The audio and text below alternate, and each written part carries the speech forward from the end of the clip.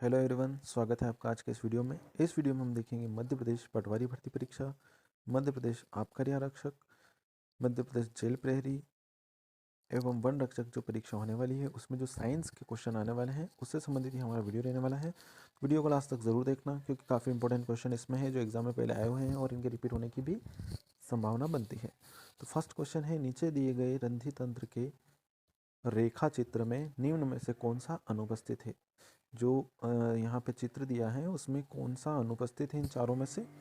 तो चारों ऑप्शन आपको दिए हैं, कोशिकाओं की कोशिका झिल्ली, कोशिकाओं की कोशिका भित्ति, द्वार कोशिकाओं में हरित लवक, द्वार कोशिकाओं में नाभिक। तो इसमें जो अनुपस्थित हैं वो है आपका द्वार कोशिकाओं में नाभिक। ठीक है, द्वार कोशिकाएं, ये जो कोशिकाएं हैं दोनों ये आपको दिख रही है, इनमें यहाँ पे ये नाभिक होता है। ठीक है, एक नाभिक होता है यहाँ पे। ठीक है, तो इसमें जो अनुपस्थित है वो है आपका द्वार कोशिकाओं में नाभिक। ठीक है, निम्नलिखित में तरल ईंधन है। तरल ईंधन कौन सा है? तरल ईंधन की बात हो रही है। ठीक है, तो हमने डीजल देखा ही है, जो हमारा डीजल होता है वो तरल होता है। बाकी कोक है, ये कोयले का ही रूप होता है, ठोस रूप में होता है। प्राकृतिक गैस गैस रूप में होती है। ठीक है, यहाँ हमसे तरल पूछा है ना, और कोयला भी आपका ठोस होता है, आपने देखा ही है। तो जो तरल है वो है आपका डीजल। ठीक है, अगला प्रश्न हम देखते हैं, ठंडे जल युक्त बोतल की बाहरी सतह पर जल की बूंदें कैसे निर्मित हो जाती है। जैसे हम अगर फ्रिज से ठंडा पानी भरते हैं ना, ठंडा पानी अगर भरते हैं तो जैसे कोई ग्लास वगैरह ले लेते हैं तो उसकी बाहरी सतह पर जल की बूंदें बनने लग जाती है ना, पानी आ जाता है। तो ऐसा क्यों हो जाता है? तो ऐसा इसलिए होता है कि वायु में उपस्थित जल वाष्प, वायु में जो हमारी जल वाष्प होती है ना, वाष्प जो जल के रूप में होता है वो बोतल की सतह पर आकर क्या हो जाता है, संघनित हो जाता है। क्या हो जाता है? संघनित हो जाता है। मतलब वो जो जलवाष्प है वो उस पे आके लग जाता है। ठीक है, संघनित हो जाता है। ठीक है, इकट्ठा हो जाता है। तो इस कारण से ये होता है कि जो जल की बूंदें हैं वो उसकी बाहरी सतह पर आ जाती हैं। अगला प्रश्न हमारा है, नाभिकीय रिएक्टर में, है ना, नाभिकीय रिएक्टर जो है जहाँ पे नाभिकीय विखंडन की प्रक्रिया होती है ना, नाभिक को तोड़ा जाता है, ऊर्जा बनाई जाती है। तो नाभिकीय जो रिएक्टर होता है उसमें शीतलक का क्या उपयोग है? ठीक है, जो शीतलक है ना, इसका उपयोग क्या होता है ना, तो शीतलक का यूज़ किया जाता है नाभिकीय रिएक्टर में। क्यों किया जाता है? तो इसका उपयोग किया जाता है आपका ऊष्मा विनिमायक में। ठीक है, जो ऊष्मा का है ना, जो आपका हीट एक्सचेंजर है ना, उसमें ऊर्जा को रिएक्टर से, ऊर्जा को कहाँ से, रिएक्टर से जल में स्थानांतरित करने के लिए, ऊर्जा को कहाँ से, रिएक्टर से जल में स्थानांतरित करने के लिए ऊर्जा को क्या करता है, रिएक्टर से जल में भेज देता है। रिएक्टर से कहाँ भेज देता है? तो वो आपका जल में भेज देता है। कहाँ पर? ऊष्मा विनिमायक में। ठीक है, ऊष्मा विनिमायक जो होता है उसमें ऊर्जा को रिएक्टर से जल में भेज देता है। ऊष्मा विनिमायक में ऊर्जा को रिएक्टर से जल में भेज देता है। तो ऊष्मा विनिमायक में एक क्रिया होती है कि ऊर्जा को क्या करता है, वो रिएक्टर से जल में भेज देता है। ठीक है, तो हमको याद रखना है कि जो शीतलक का जो काम होता है वो ये होता है कि जो हमारा ऊष्मा विनिमायक होता है उसमें ऊर्जा को रिएक्टर से जल में भेज देता है। अगला प्रश्न हमारा है, खादिन, बूंदी, आहार तथा कट्टा प्राचीन संरचनाएं हैं। ठीक है, ये जो स्ट्रक्चर हैं, जो संरचनाएं हैं, काहे के उदाहरण है ना, किसके उदाहरण ये दिए गए हैं हमको? खादिन, बूंदी, आहार और कट्टा, ये किसके उदाहरण हैं? तो ये जो आपके उदाहरण है वो है जल संरक्षण के। किसके? वाटर हार्वेस्टिंग या फिर जल संरक्षण की ये संरचनाएं होती है। ठीक है, ये संरचनाएं होती हैं, है ना, इनमें का संरक्षण किया जाता है। ठीक है, तो ये है आपकी खादिन, बूंदी, आहार तथा कट्टा। ये आपको याद रखना पड़ेगा, पुरानी संरचनाएं हैं। जैसे हम टैंकर में पानी को सुरक्षित रखते हैं ना, उसी हिसाब से खादिन, बूंदी, आहार तथा कट्टा ये जल को संरक्षित करने के लिए, जल को बचाने के लिए। ठीक है, नेक्स्ट प्रश्न है, अधिकांश शैवाल में मुख्य वर्णक और अतिरिक्त वर्णकों के रूप में क्लोरोफिल है। अधिकांश जो शैवाल होते हैं, जो आपने देखा होगा हरे कलर का पानी के ऊपर आ जाता है, उसको शैवाल कहते हैं।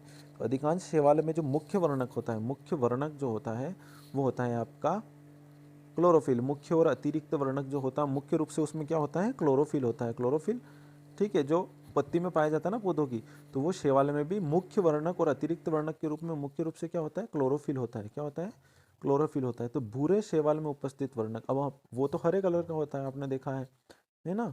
तो भूरे शैवाल में उपस्थित वर्णक क्लोरोफिल के अतिरिक्त कौन सा है? जो अगर हम हरे की बात करें तो उसमें तो क्लोरोफिल है ही है, लेकिन अगर भूरे कलर का शैवाल है, कौन से कलर का, भूरे कलर का शैवाल, तो उसमें उपस्थित वर्णक कौन सा होगा? क्लोरोफिल के अलावा की बात, क्लोरोफिल तो होगा, उसके अलावा कौन सा होगा? तो वो है आपका फ्यूकोजेंथोफिल। क्या नाम है उसका? फ्यूकोजेंथोफिल, फ्यूकोजेंथोफिल। नेक्स्ट क्वेश्चन है आपका, कोई व्यक्ति भोजन को निगलने के बाद उसे निम्न कारण नहीं रोक सकता।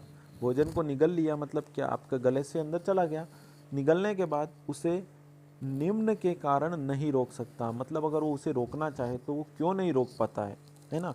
जैसे आप भी खाना निगल ले, कंठ से नीचे चला जाए, तो आप क्या, आपको रोक सकते हो क्या? उसको नहीं रोक सकते, तो आप ऐसा क्यों नहीं कर सकते? तो वो इसका कारण है आंत की अनैच्छिक प्रकृति। जो आंत होती है आपकी, उसकी अनैच्छिक प्रकृति, मतलब हम उसे अपनी इच्छा से नहीं चला सकते, ठीक है ना, अपनी इच्छा से नहीं चला सकते, तो उसकी जो अनैच्छिक प्रकृति होती है, इसी कारण से उसमें हम नहीं रोक सकते। लकड़ी के लट्ठों को जलाते समय उनके बीच खाली जगह छोड़ दी जाती है। लकड़ी के जो बड़े बड़े लट्ठे अगर जलाए जाते हैं तो उनके बीच खाली जगह छोड़ दी जाती है। क्यों छोड़ दी जाती है भाई खाली जगह? यदि लट्ठों को जला रहे हैं तो जैसे लट्ठे जलाते हैं ना, तो उनको बिल्कुल सटा के नहीं रखते, थोड़ी थोड़ी जगह छोड़ी जाती है। ऐसा क्यों किया जाता है? ऐसा इसलिए किया जाता है कि उससे जलने के लिए वायु की गति से मदद मिले, उसके जलने में वायु की गति से क्या मिले, मदद मिले। जैसे आपने कभी आग लगाई होगी, तो जैसे जैसे हवा लगती है ना, तो आग तेज़ी से बढ़ती है ना।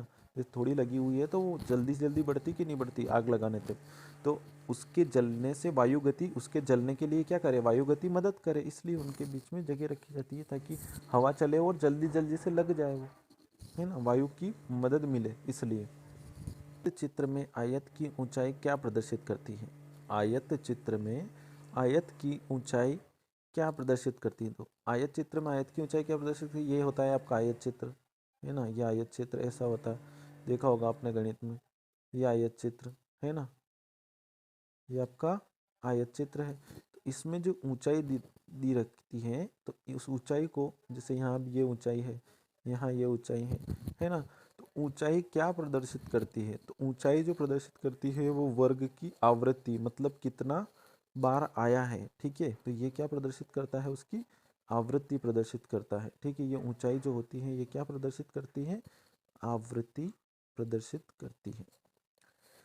नेक्स्ट क्वेश्चन देखते हैं, शक्तिशाली चुंबक अपना चुंबकत्व उस स्थिति में खो देता है। कोई शक्तिशाली चुंबक है तो उसका चुंबकत्व भी खत्म हो जाता है। क्यों हो जाता है, कैसे खत्म हो सकता है? ठीक है, तो वो यदि उसे उच्च तापमान पर गर्म किया जाता है। यदि किसी शक्तिशाली चुंबक को भी उच्च तापमान पर गर्म कर देते हैं तो उसका चुंबकत्व खत्म हो जाता है, उसमें चुंबक का गुण खत्म हो जाता है।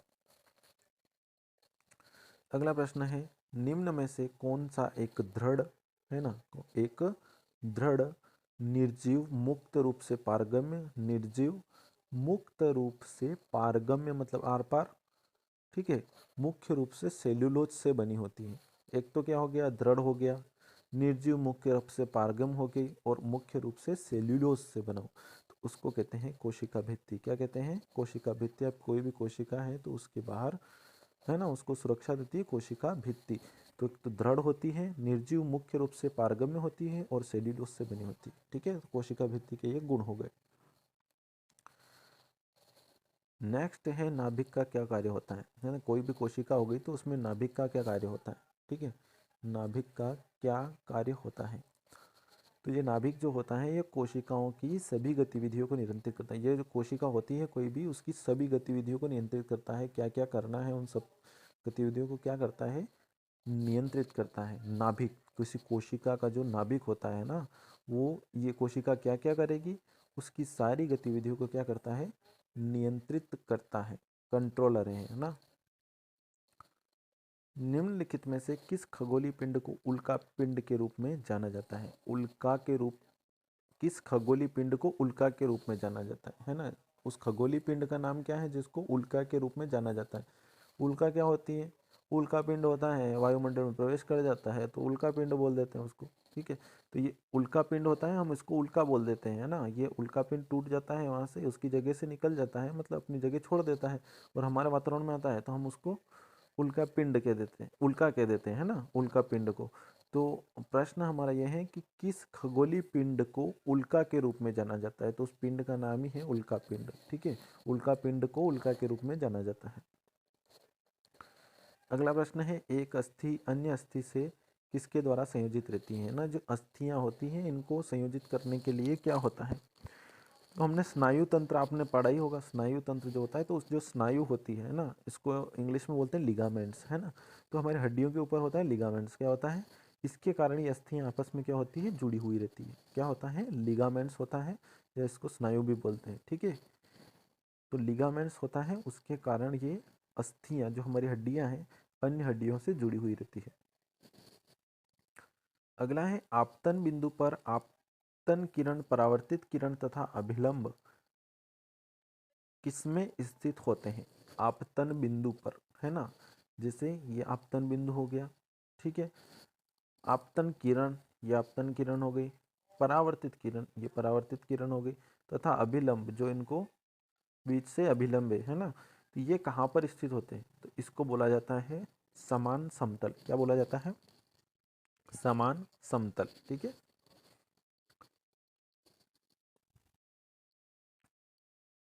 आज का अंतिम क्वेश्चन है कि मानव में इस प्रकार का निषेचन होता है। मानव में इस प्रकार का निषेचन होता है। मानव में किस प्रकार का निषेचन होता है, तो होता है आंतर निषेचन। क्या होता है, आंतर निषेचन, है ना। जो निषेचन होता है ना महिलाओं में अंडाणु के अंदर हो जाता है ना, तो उसको आंतर बोलते हैं। बाह्य होता तो उसको बाह्य बोलते हैं। तो इसलिए इसको कौन सा कहा जाता है, मानव में आंतर निषेचन कहा जाता है। वीडियो अच्छा लगा हो तो लाइक ज़रूर करना, ठीक है। लाइक नहीं करते हैं आप, आपको करना चाहिए।